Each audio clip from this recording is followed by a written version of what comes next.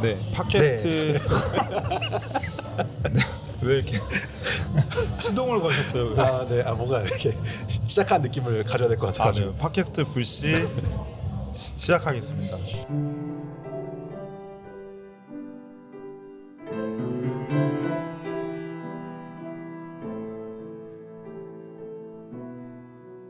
네, 반갑습니다. 오늘 또 혁규님 또 네. 나와 주셨거든요. 네네.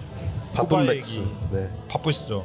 아, 바쁜 백수. 아, 바쁜 백수. 네, 바쁜 백수. 혁규님 나와 주셨는데 굉장히 바쁘신데도 불구하고 이 정말 쿠바를 사랑하시는 것 같아요. 제가 그거 느꼈어요. 아, 그래요? 네. 아, 먼저 저한테 네네, 쿠바 맞아요. 3부 할까요? 뭐 이렇게 얘기하셨잖아요. 네네.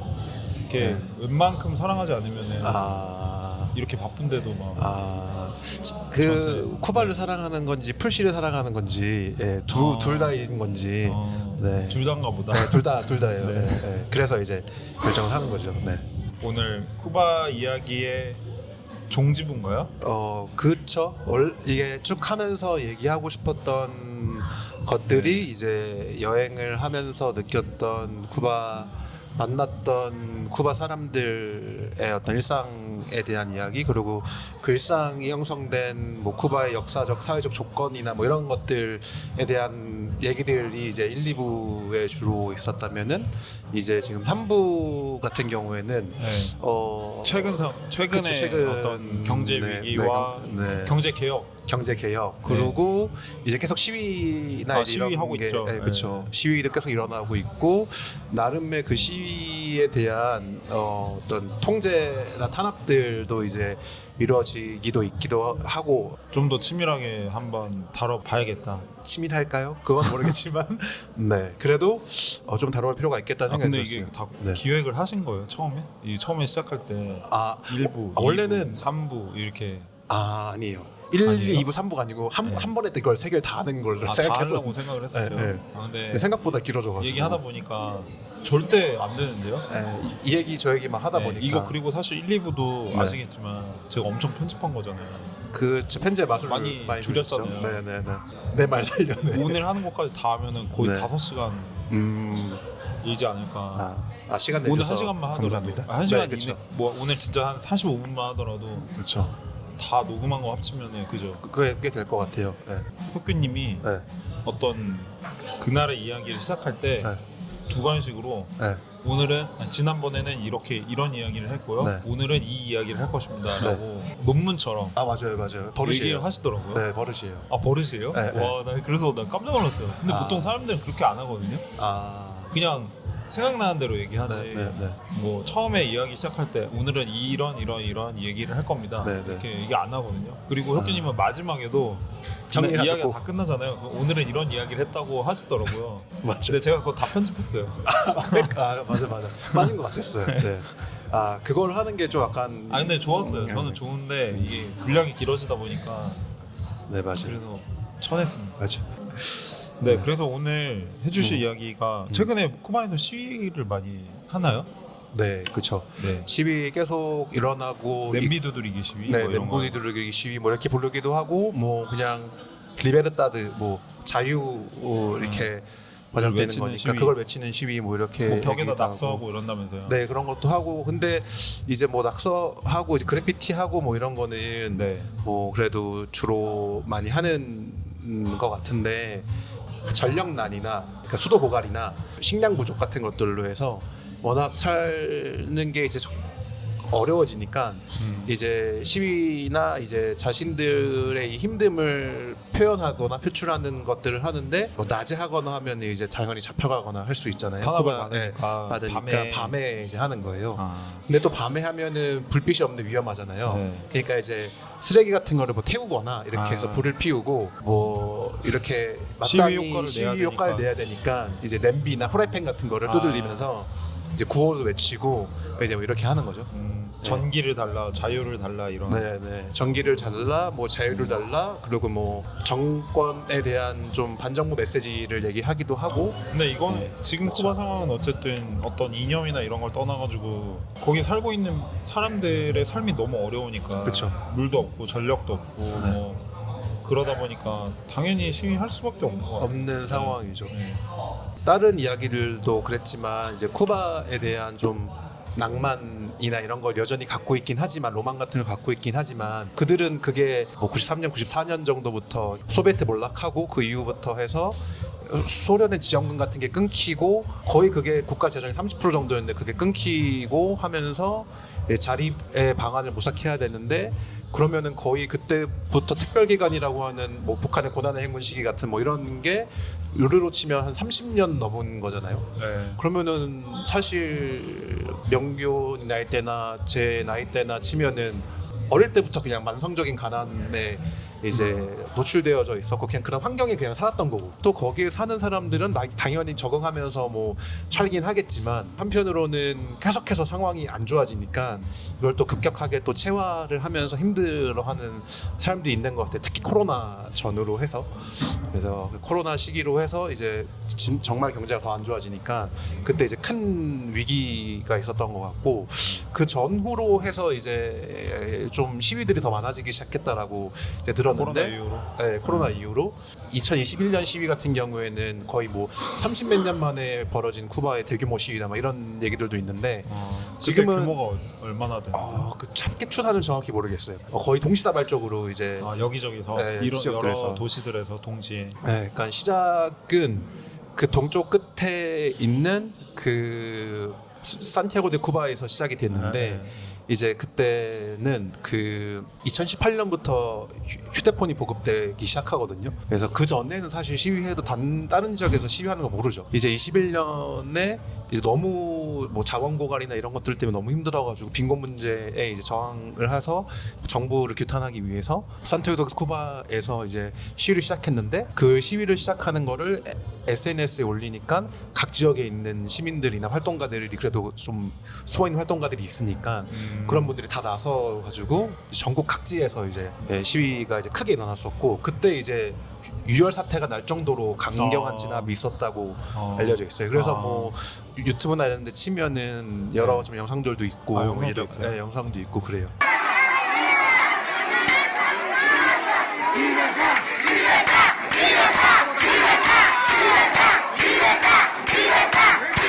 그 뒤에는 이제 2025년에 학생들 시위가 이제 있었어요. 작년에. 작년 이제 초에 한 6월 정도에 이제 학생들 시위가 있었고 그 같은 경우 25개 대학에서. 네, 그렇죠.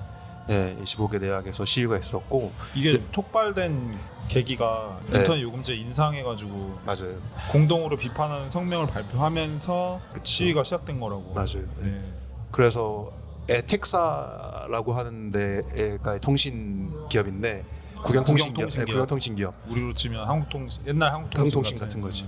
그래서 거기서 이제 인터넷 비용을 올리면서 그거 왜냐면 이제 특히나 젊은 사람들은 그걸로 소통하고 그걸로 작업하고 뭐 하는 사람들이 많으니까 그래서 이제 그 비용 오르는 특히나 이제 학생들은 그러니까 가족 자체가 받을 수 있는 액수도 많지 않은데 살아갈 수 있는데 그 액수가 많지 않은데 또 통신비까지 올리면은 이게 그치. 해주지 않으니까 그리고 표현에 대한 어떤 갈망이 제일 높은 시기인데다가 사실 이거 없으면은 뭔가 이 세상에서 세계에서 뒤처진 것만 같은 그쵸. 느낌이 너무 강하게 들고 이러니까 이거에 대한 불만이 굉장히 많았을 것 같긴 해요.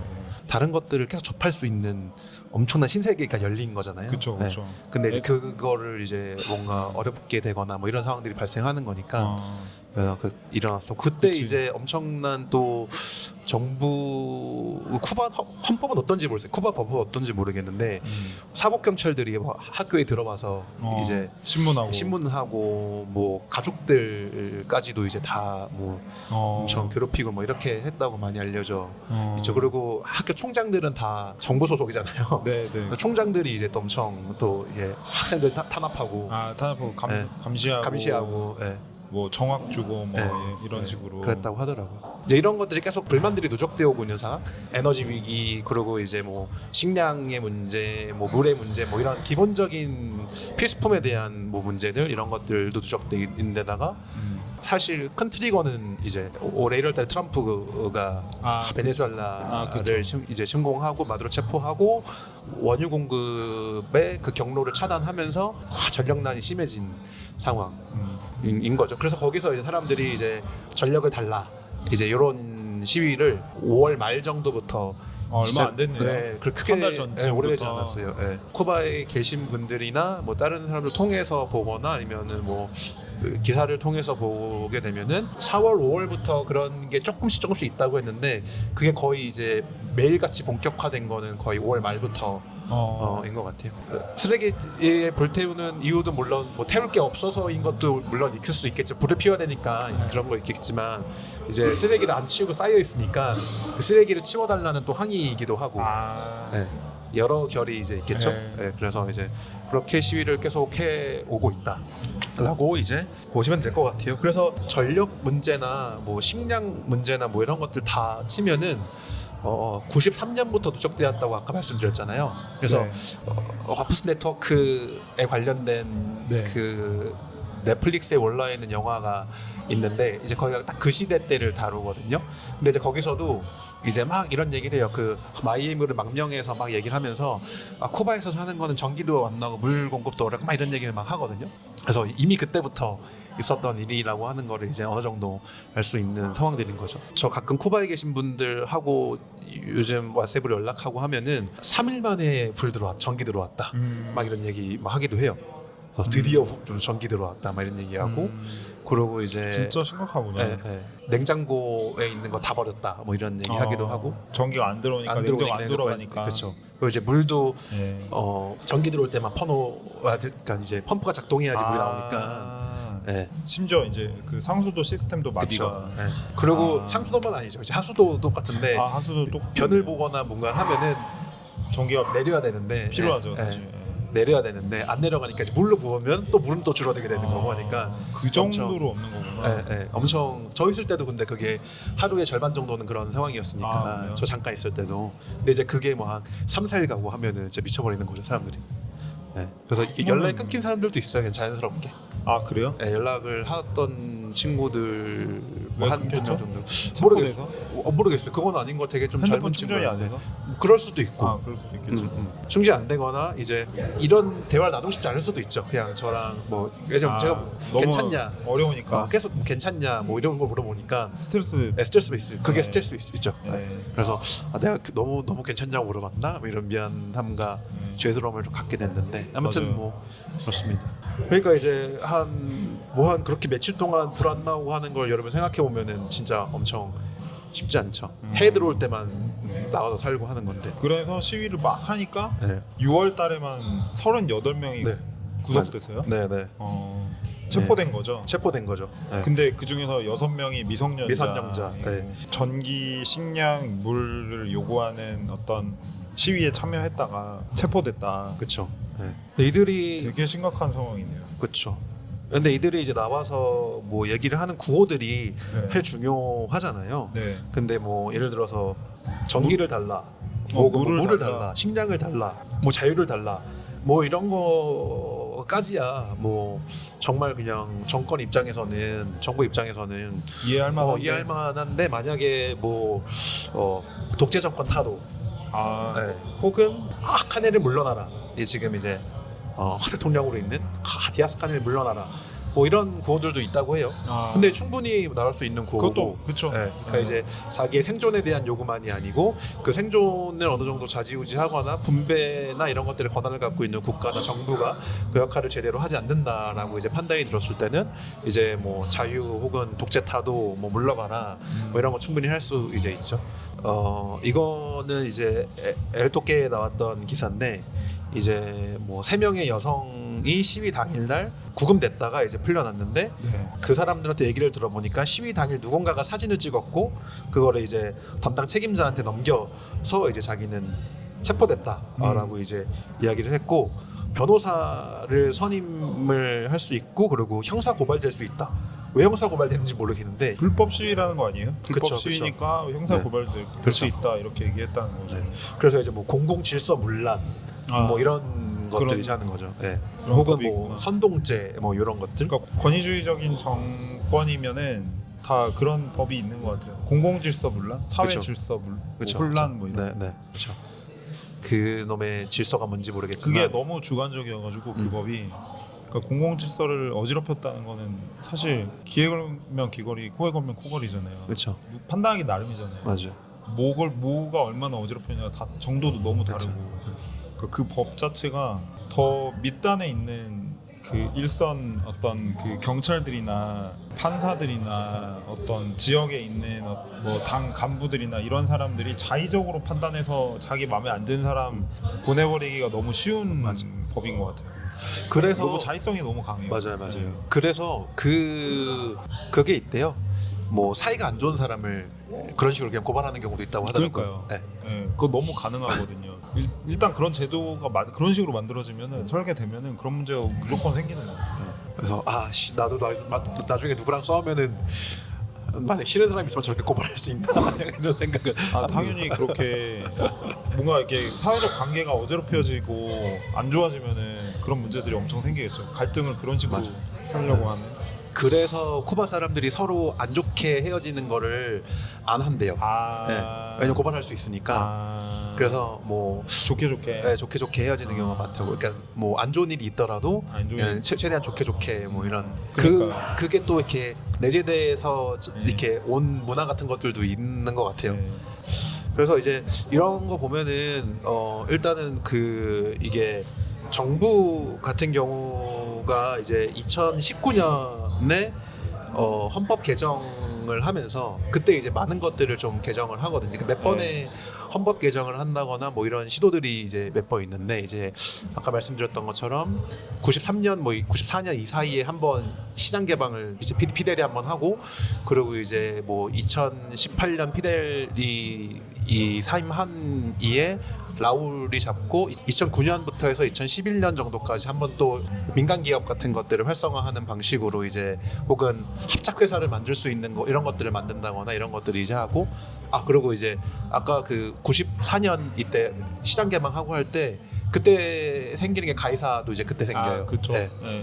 그래서 이제 군수에 대한 자금 확보 이런 것들 위해서 이제 가이사 95년에 생기고, 두 번째가 2009년, 10년, 11년 뭐 이 사이에 한번 하고, 그리고 이제 2021년 뭐 이 정도쯤에 해서 한번 이렇게 크게 한 3번 정도. 그리고 2019년 19년 19년부터 해서 21년까지 사이가 이제 그런 또 변화가 있고, 지금 또 이제 2026년 한 번 더 하려고 하는 한 번 더 하고 있는 거죠. 이제 점점 더 시장 개방을 점점 더 하고 있는. 2019년에 한 개헌은 뭐 집회 시위 결사의 자유를 명시적으로는 보장하는. 근데 국가의 목적과 사회주의 체제와 합치될 때만 행사할 수 있다, 이렇게 규정하는. 그러니까 뭐 체제를 비판하는 결사의 자유는 없는 그런 거잖아요. 이번에 경제개혁 안이 뭐 전반적으로 크게 뭐 이것저것 뜯어 고친다라는 거로 뉴스에 많이 나와가지고. 근데 가이사는 그대로 둔다는 거예요? 가이사 체제는 그대로 두고 다만 민간 기업 활동 범위를 좀 확대한다, 이런 취지인 건가요? 그렇죠. 그리고 뭐 금융시장 개방하고, 그러니까 국영은행이 아닌 다른 은행이 들어올 수 있다던가, 외국 금융자본도 들어올 수 있게 개방하는 거예요? 아니면 그냥 민간 금융 은행이 개업할 수 있게 하는 거예요? 합작으로만 가능할 것 같아요. 외국 자본이 들어오는 거는. 중국처럼. 네. 중국도 그렇잖아요. 중국도 외국 자본 들어오면은 50%까지만 딱 소유할 수 있거든요. 그게 이제 아까 말씀드렸던 2011년 뭐 이렇게 개헌할 때도 이제 외국계 합작 회사가 만들어질 수 있도록 하는 거였거든요. 그래서 그때 이제 뭐 스페인이나 캐나다 자본들이 이제 같이 쿠바 정부랑 합작해서 호텔을 만든다거나 뭐 이런 식으로 이제 많이 했었었고, 읊어보면은 이번에 이제 쿠바 의회에서 만장일치로 통과시켰다고 하고요. 176개 조치로 구성돼 있대요. 그리고 에너지, 농업, 대외무역, 금융, 부동산 등 23개 분야를 아우르는 쿠바 혁명 이후에 가장 파격적인 경제 개혁이다라고 이제 설명되고 있고, 그동안 국가가 독점하고 통제해왔던 영역을 민간과 외국 자본에 개방한다라는 거고, 민간 기업이 직원 100명 이상을 고용할 수 있게 되고, 이제는 그전에는 안 됐나 보죠. 100명 미만이어야 됐던 것 같은데 이제 가능하게 되고, 개인 사업가가 여러 회사를 동시에 소유하는 복수 소유도 가능해진다. 그리고 부동산 시장, 금융시장 개방, 그리고 민간은행 설립 가능해진다. 그리고 국영자산의 상업화와 매각이 가능해진다. 그러니까 국영자산의 어떤 지분을 그 일반적인 회사 형태로 전환해가지고 민간 주주가 참여해서 지분을 소유할 수 있게 하는 그런 식으로 이제 지분을 매각할 수 있다. 이런 것도 있고, 그리고 조세 체계도 좀 바꿔가지고 민간 기업과 외국 기업도 세금을 납부해서 국가 공공 서비스 마련에 일정 부분 재정 책임을 지도록 하는 거. 원래 세금을 거의 안 낸다고 네, 했었잖아요. 맞아요. 네, 그 이게 기업하는 사람들 빼고는 거의 안 냈으니까. 민간에게 열어주는 대신 어쨌든 네. 세금을 납부하게 하는 이런 거를 하고 다 이제 이런 내용이라고 하네요. 이런 맞아요. 건데 이제 그 이런 내용이 뭐 제가 언뜻 보기에도 그렇고, 그러니까 전반적인 평가도 중국식 베트남식 모델 따라하는 맞아요. 것 같다라는 것 같고, 그러니까 겉으로는 사회주의를 표방하지만 동시에 시장 경제 모델로 전환하는 거니까 사회주의 시장 경제다. 막 이런 식으로 중국 개혁 개방이나 베트남 뭐 도이모이가 그런 내용이잖아요. 그렇죠. 네. 그런 내용으로 이제 쿠바도 바꾸겠다라는 취지인 것 같습니다.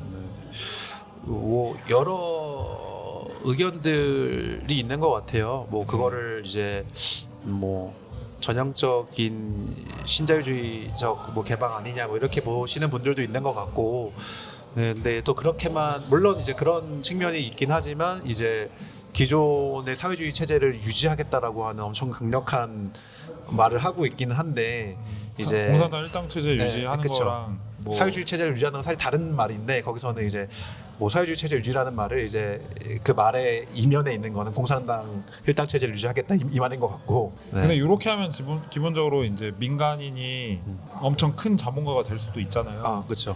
그렇기 때문에 뭐 사실 사회주의 체제라고 말하기 어렵죠. 그러니까 중국이나 베트남도 사회주의 체제가 사실 아니죠. 그렇죠. 이미 엄청난 자본가들이 있으니까. 그렇죠. 그래서 뭐 중국을 보고서 이제 뭐 당 국가 자본주의 뭐 이런 표현을 쓰기도 하니까, 그래서 아마도 쿠바도 그런 식이 될 것 같고, 그래서 뭐 외부 언론들, 쿠바를 다루는, 쿠바 전문적으로 다루는 외부 언론들을 많이 보는데 이제 거기에서 이런 표현을 쓰더라고요. 지금의 경제 개혁이라고 하는 거는 민주주의 없는 자본주의로 가겠다는 얘기다. 쿠바가 결과적으로는 이제 이런 얘기를 이제 논평이나 이제 해석을 하더라고요. 민주주의가 없는 사회주의였다면 네. 민주주의도 없는- 없고 사회주의도 없는, 없는. 네. 그러니까 민주주의 없는 자본주의. 예, 예. 이제 그 뭐 이유가 뭐 여러 가지가 국가 있는데, 자본주의 체제로 그렇죠, 간다는 국가 자본주의 거죠. 체제로 간다는 네. 거죠. 당 일당 국가 자본주의 네. 체제로 가장 대표적인 게 이제 배급제를 차등적으로 하겠다. 이제 이런 거예요. 아, 네. 어떻게 차등제로 한다는 거예요? 사회보장제도 중에 하나가 이제 무상 주거, 무상 교육, 무상 의료, 그리고 이제 배급제 이렇게 있는 거잖아요. 크게 보면은.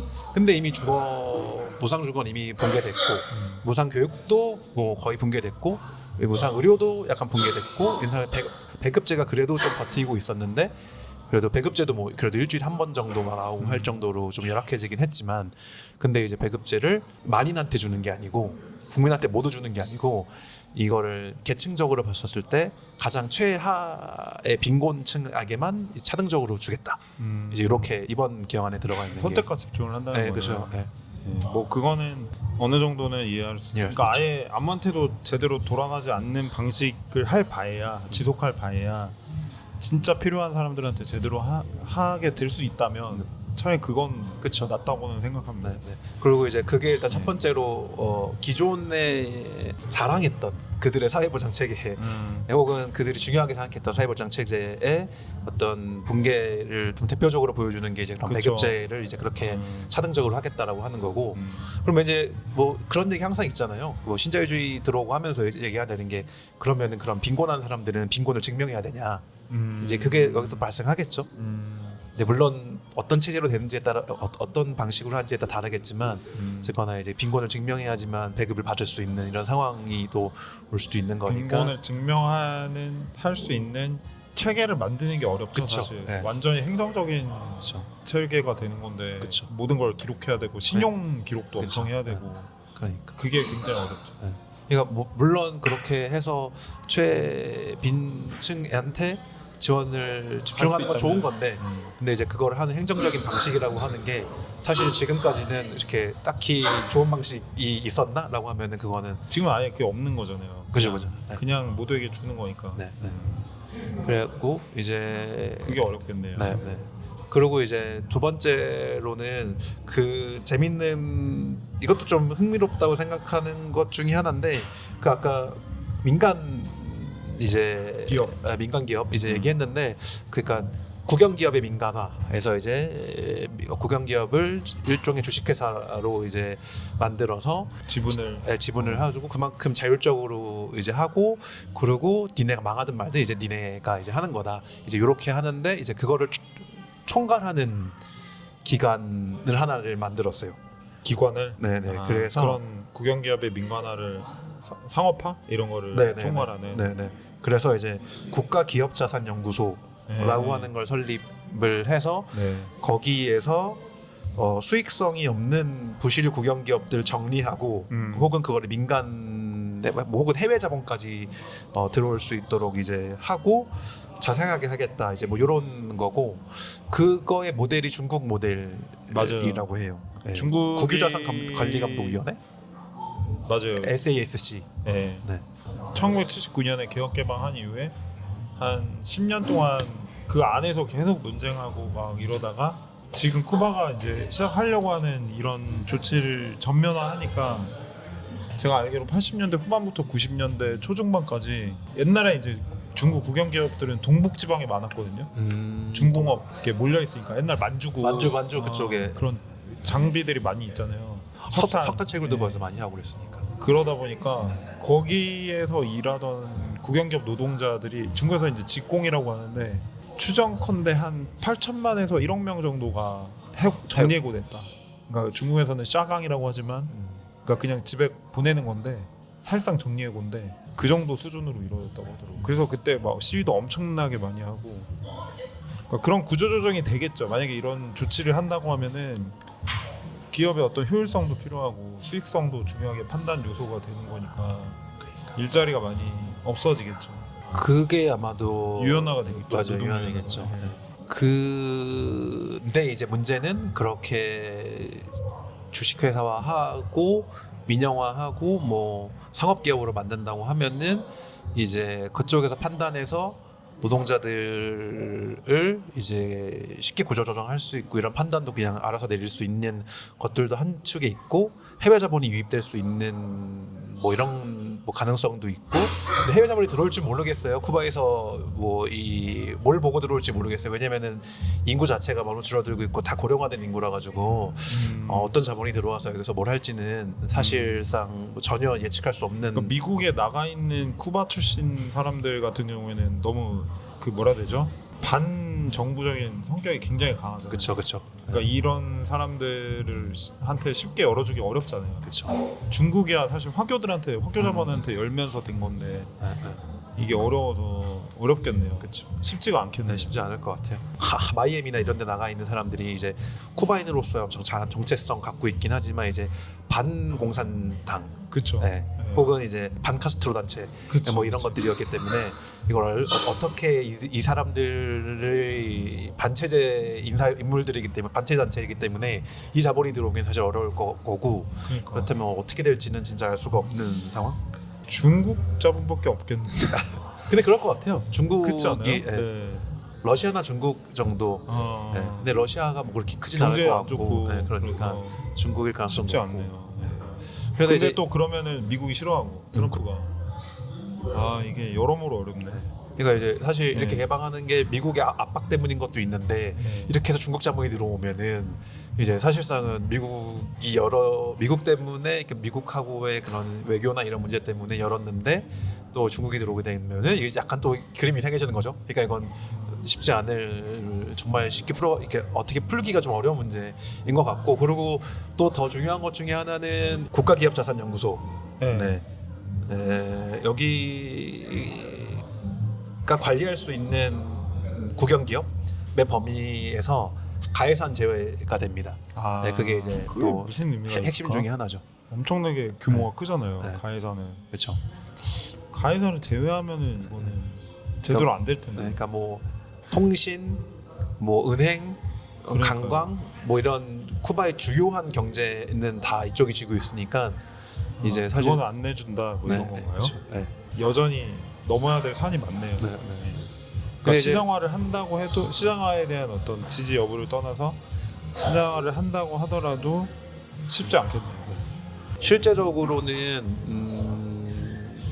쿠바에 살고 있는 민중들한테 얼만큼 좋을지는 사실 전혀 알 수 없는 상황들이고, 이런 거 하면 사실 그래도 이런 시위가 좀 잦아들거나 충분히 이런 거에 대해서 어떤 의사 표명을 한다고 할 수 있을 텐데, 사실 그런 것보다는 계속 시위는 계속 벌어지고 있는 상황인 것 같아요. 문제가 있으니까 네. 전기 안 들어오고 물 안 나오니까. 네, 그렇죠. 네. 그러니까 이거 한다고 진짜 우리의 삶이 지금 나아져? 그리고 이거는 사실 되게 오랫동안 요구해왔던 건데, 사실 그 요구가 안 들어지고 있는 상황에서 이 경제 개혁이라고 하는 게 이제 이런 방식으로 이제 진행이 되니까 그런 문제가 있는 것 같고, 그리고 가장 큰 문제는 다시 좀 집회 시위 문제로 돌아오면은 일단 제일 중요한 건 지도자가 없어요. 아, 시위 지도자요? 네, 시위 지도자가 없어요. 네.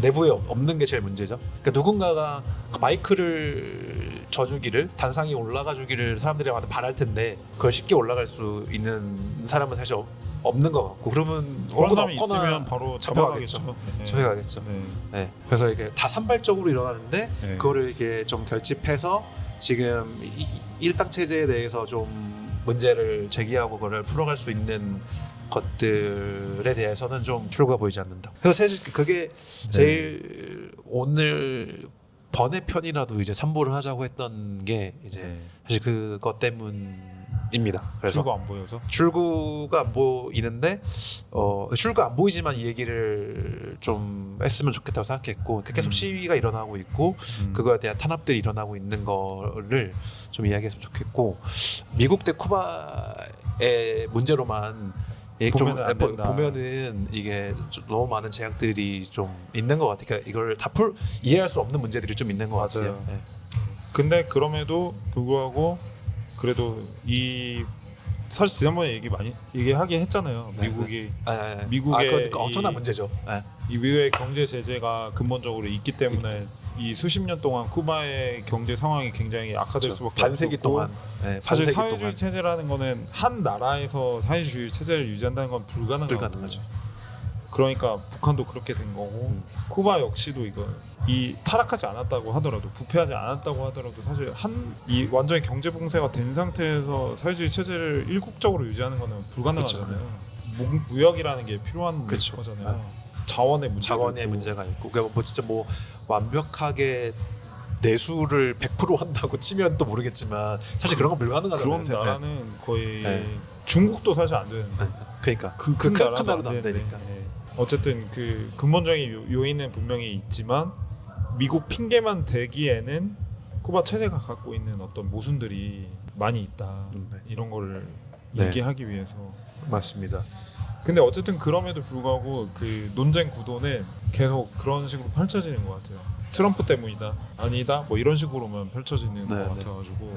그게 틀렸다는 건 아니고, 그거 맞고 사실이고 그거에 대해 타개할 수 있는 방법이 필요하고, 그리고 이제 쿠바가 에너지 주권이든 정치적 주권이든 경제적 주권이든 이거를 잘 찾아갈 수 있는 방안을 하는 것도 중요하고 당연한 건데, 그 안에서 있는 또 다른 이런 문제나 모순들에 있어서까지 고려를 해야지만 조금 더 이제 이해를 확장을 하고 어떻게 할지를 좀 고민을 해볼 수 있지 않을까. 네.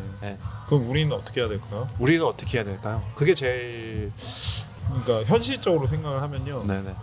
트럼프가 쿠바 민중을 오히려 더 고통스럽게 만들고 있다. 트럼프의 경제 제재가, 미국의 경제 제재가 쿠바 민중을 돕는 것이 아니라 쿠바 사회의 억압을 극복하게 하는 게 아니라 오히려 쿠바 사회의 억압을 강화시킨다.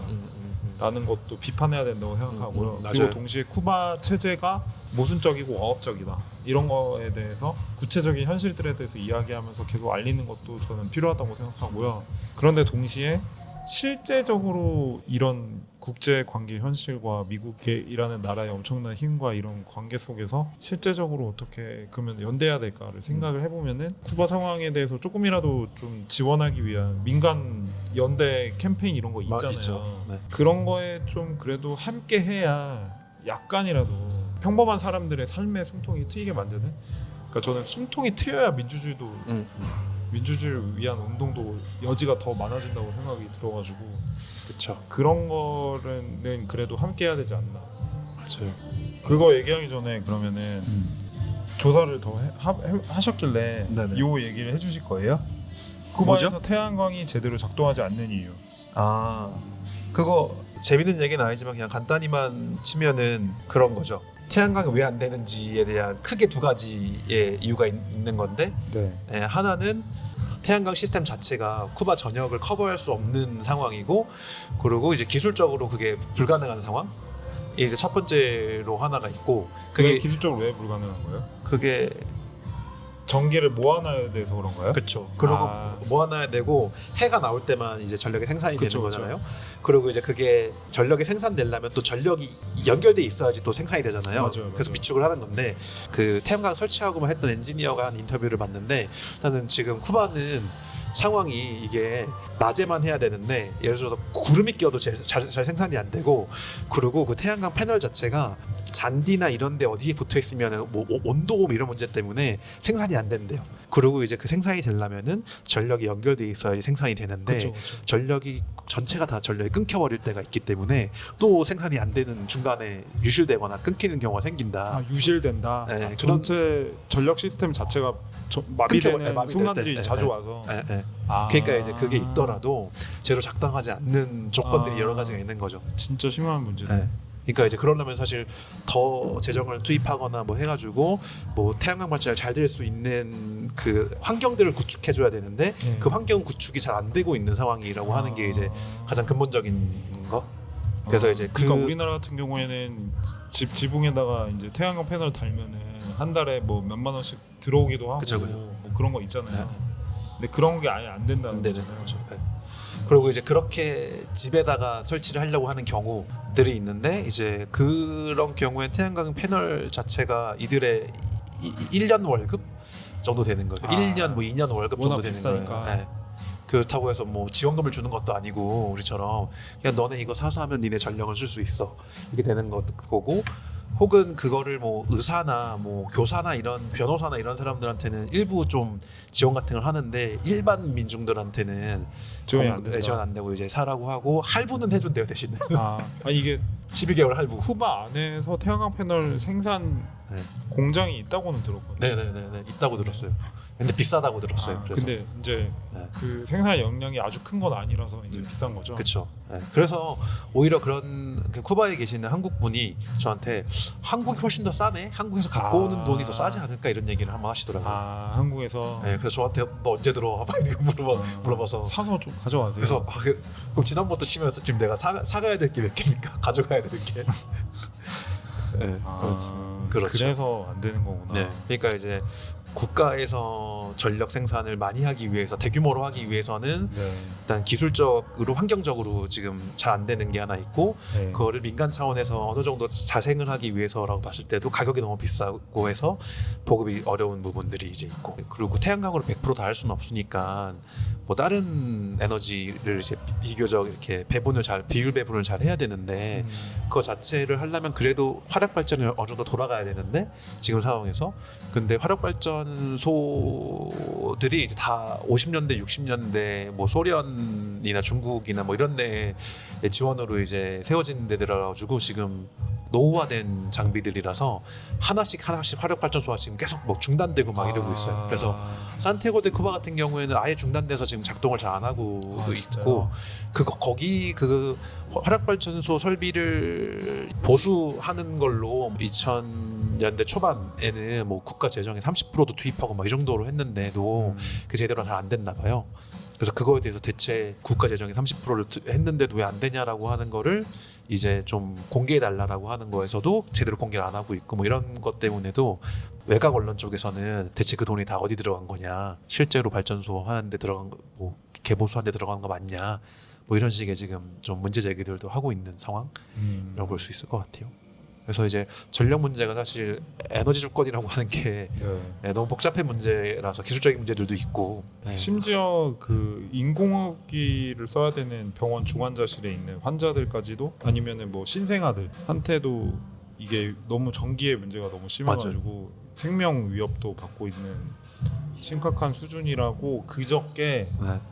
그 3프로 TV 아세요? 알죠. 네. 거기 저 가끔 쿠바 대사가 나와가지고 그래서 보셨어요? 나왔구나. 못 봤어요. 네, 저 한 3, 4일 동안 지금 바빠가지고 거기 나와서 출연해가지고 유튜브 이야기를 했어요. 인터뷰를 했어요. 진짜 저는 활발히 하시네요. 거기 그분이 나온 것도 좀 놀라웠지만 네. 지난번에도 얘기했지만 사실 이 대사가 되게 열심히 하잖아요. 맞아요. 네. 훌륭하신 분이에요. 네. 그리고 그 지금 얘기 나와서 하는 얘기인데 네. 이 전력이 끊길 때 있잖아요. 전기 끊길 때 네. 병원 주변 지역은 전기가 덜 끊겨요. 그래서 저 아는 분 지금 쿠바에 계시는 분은 자기 집은 전기가 끊겨 있어요. 그래서 뭐 지금 엄청 덥거든요. 쿠바 막 30도 올라가고 막 이러니까 선풍기 그 충전용 선풍기랑 그리고 그 핸드폰 이런 거 충전하러 친구 집에 가가지고 충전을 한대요. 그래서 친구 집에 제너레이터가 있는 거냐, 그 친구 부자 친구냐 이러니까 그게 아니고 병원 바로 옆에 살아서 거긴 전기가 들어온다. 전기가 잘 안 끊긴다. 이러더라고요.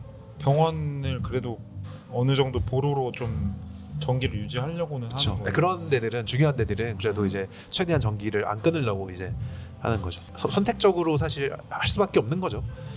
제가 말씀드린 이 인터뷰에서 이 대사가 말한 건데 아무튼 이 사람은 그 미국이 지금 쿠바를 무너뜨리기 위해서 붕괴시키기 위해서 수십 년 동안 엄청 공작을 펼쳤고 그 결과다 지금 상황이 이런 얘기를 강조하시면서 이제 이런 얘기 한 것 같은데 1960년에 있었던 미국 기밀 해제 문서를 얘기를 하면서 여기에 이제 이렇게 써 있다는 거예요. 모든 수단을 써서 인위적인 경제 궁핍, 굶주림, 절망을 조장해서 정권을 무너뜨려야 된다. 이런 게 이런 식으로 써 있다는 거예요. 어쨌든 지금 미국이 이런 상황을 만들고 있다라는 거를 강조하려고 얘기한 것 같아요. 한 국가에 미치는 영향이라고 하는 게 되게 다양한 인과적인 상관적인 요소들이 있는 거잖아요. 근데 미국이 지배적인 힘을 행사한다고 하는 거는 그거는 진짜 100% 맞는 말인 것 같고, 하지만 이제 또 거기에 또 대응한다거나 혹은 소비에트가 몰락한다거나 혹은 또 다른 뭐 코로나가 발생한다거나 이런 변수들이 여러 가지가 있기 때문에 뭐 그거와 더불어서 이제 생각해야 될 부분들의 여러 가지 좀 또 다른 변수들도 있는 것 같아요. 맞아요. 미국이 그렇게 한다고 해서 무조건 되는 건 아니잖아요. 그게 중요하긴 하지만 강한 영향을 주긴 하죠. 강한 영향을 주죠. 진짜 강한 영향을 주죠. 그래서 아무튼 굳이 비중을 두자면은 8대2? 8대2 어떻게 생각하세요? 얘기해 보세요. 저도 그 정도? 그래요? 네. 미국의 어느 정도 한 8 정도의 미국의 8 정도?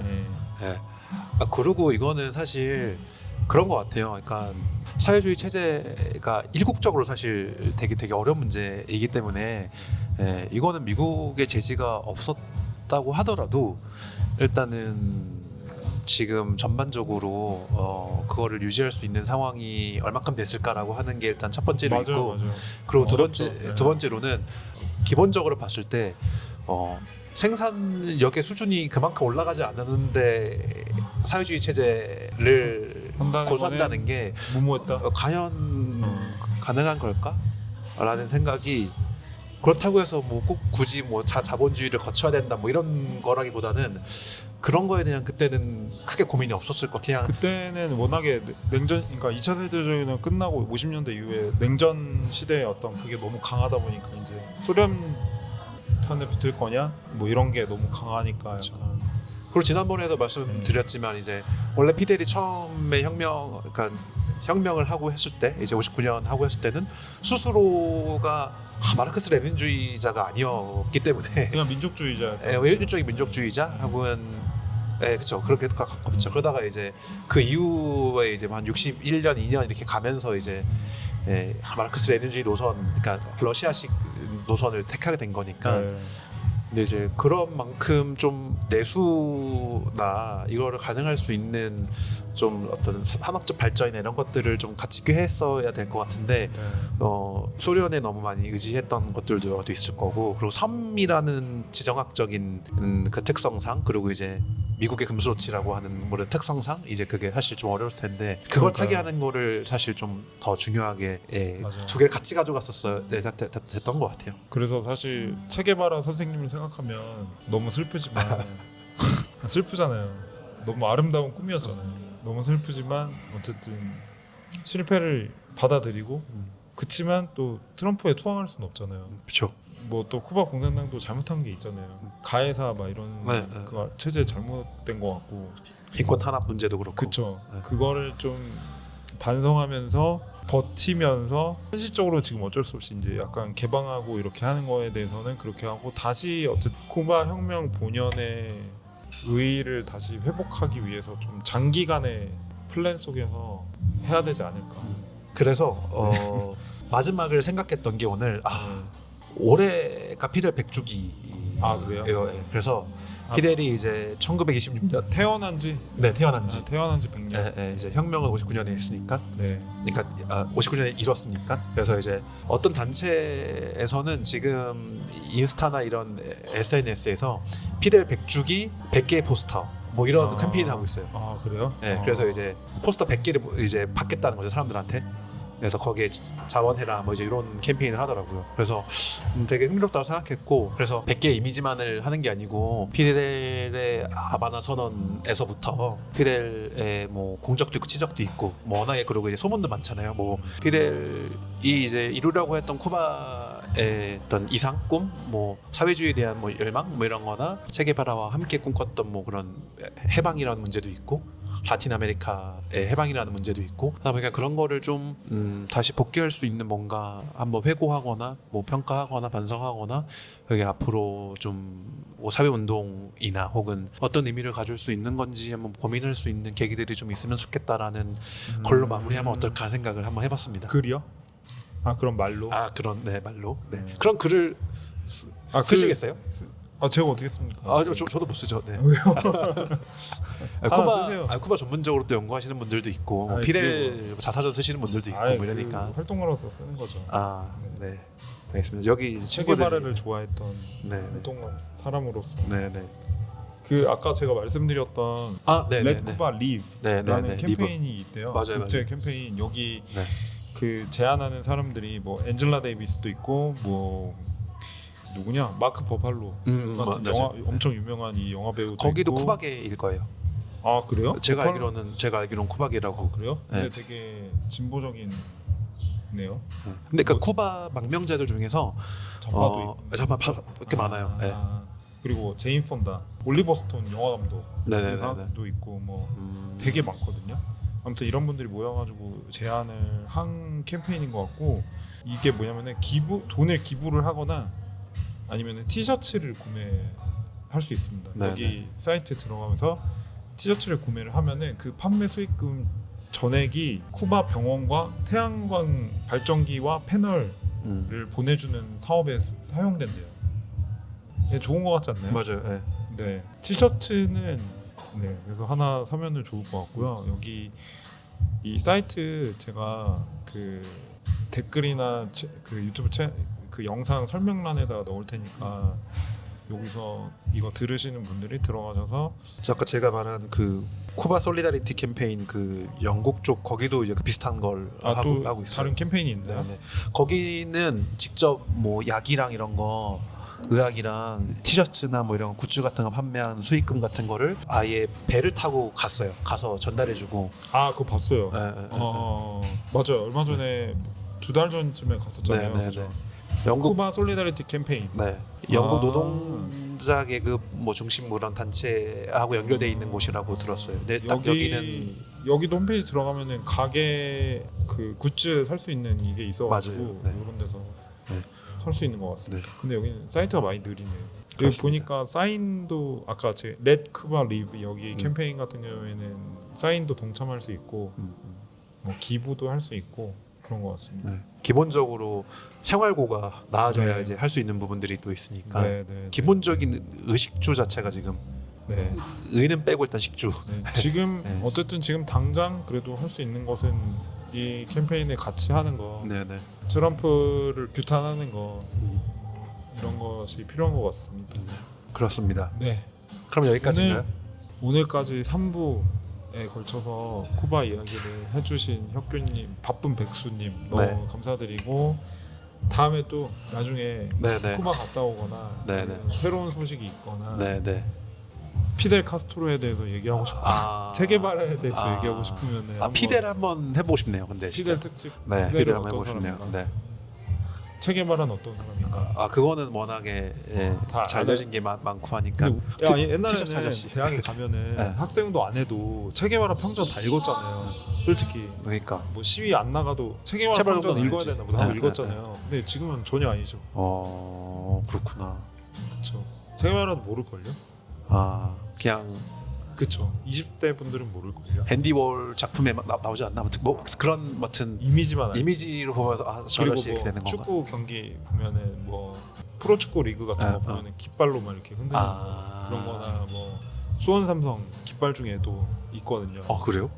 팬들 그 팬도 그룹이 여러 개가 있잖아요. 그 중에 이제 체게바라 오. 얼굴 그려진 깃발 뭐 이런 거 신기하네. 있긴 하지만 왜 제가 뭐랄까? 약간 그 이미지만 있는 것 같아요. 그렇구나.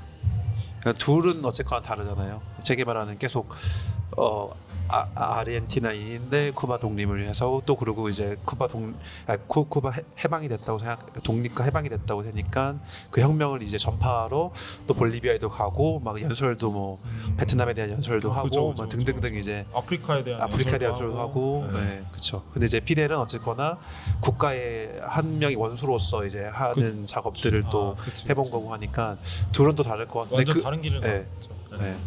그런 거를 좀 비교를 계속 해보고 좀 고민해보는 것도 좀 재밌는 일 중에 맞아요. 되겠죠. 우리는 이제 다 안다고 생각하지만 잘 모른다 네. 사람들이. 우리도 사실 잘 모를 수도 있고. 네. 전 잘 몰라요. 저도 잘 몰라요. 혁기님은 잘 알죠. 아니 저도 잘 몰라요. 네. 네. 제가 아는 것만 아는 거죠. 네, 뭐. 다음에 한번 네. 그런 기회를 다시 해보는 걸로 하고요. 오늘 네. 너무 오늘까지 3부 네. 너무 감사드리고 네. 마지막 곡을 이번 이주의 민중가요. 이주의 민중가요. 이거를 제가 이거까지 이제 준비돼 있네. 네, 준비돼 있죠. 벌써 3번 하니까 이제 준비가. 그렇죠. 네. 2021년 대규모 시위할 때 그 시위대에서 많이 썼던 노래가 있어요. 그게 이제 쿠바에 있던 사람들이 이제 멕시코인가 얼로가 뮤지션이 피델이 했었던 파르티아 오무에르타, 그러니까 이제 조국이 아니면 죽음을, 그 구호를 이제 바꿔가지고 조국과 삶이라는 파르티아 이 비보라고 하는 파르티아 이 비보일 거예요. 비다. 그래서 조국과 삶인 거죠. 그러니까 조국이 아니면 죽음을 이렇게 택하는 그 피델의 구호를 이제 파르티아 이 비다 해서 조국과 삶 이렇게 해서 난 레게통 노래고, 이게 2021년 시위에서 계속 울려 퍼졌던 그래요? 노래예요. 그래서 그리고 이제 이게 상도 받고 막 엄청 유명해지고, 그리고 이제 쿠바에서 미국으로 망명이 아니지, 그러니까 미국에서 활동했던 쿠바 음악인인 셀리아 크루즈도 이제 이 노래가 너무 이렇게 뜨고 해가지고 리믹스 같은 거에 같이 참여해가서 만보 버전으로 이제 바꿔서 또 부른 게 있어요. 근데 이제 원곡을 듣는 게 그래도 알 거고. 이거 맞아요. 그래서 이 노래에 대한 다큐멘터리가 있습니다. 이거와 2021년의 시위에 대한 그 짧은 다큐멘터리가 하나 있어요. 의역하죠. 알겠습니다. 이 노래 파르티아 이 비다 들으면서 불시 마치겠습니다. 감사합니다. 수고하셨습니다.